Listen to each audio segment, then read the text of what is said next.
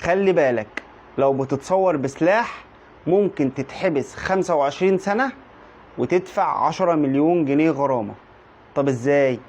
لازم نركز في الموضوع ده، مهم جدا، ونتابع الفيديو للآخر مع بعض علشان نفهم كل التفاصيل. أول حاجة، القانون أو المادة 26 مقرر من قانون الأسلحة والذخائر فرقت بين 3 حالات.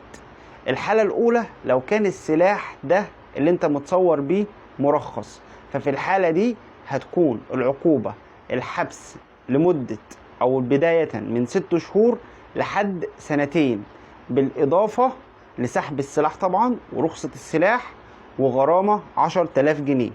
طيب الحالة التانية لو السلاح اللي معاك ده مش مترخص، يبقى هتتحبس 5 سنين ل15 سنة، تمام، بالإضافة لغرامة تصل ل500,000 جنيه. طيب ايه الحالة التالتة؟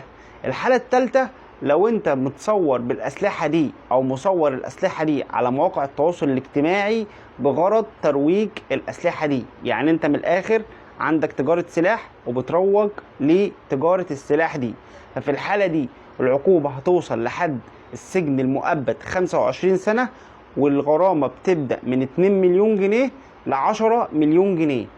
فياريت يا جماعة لو حد منزل صور بالسلاح او منزل حاجة من هذا القبيل يشيلها، لان الموضوع كبير جدا.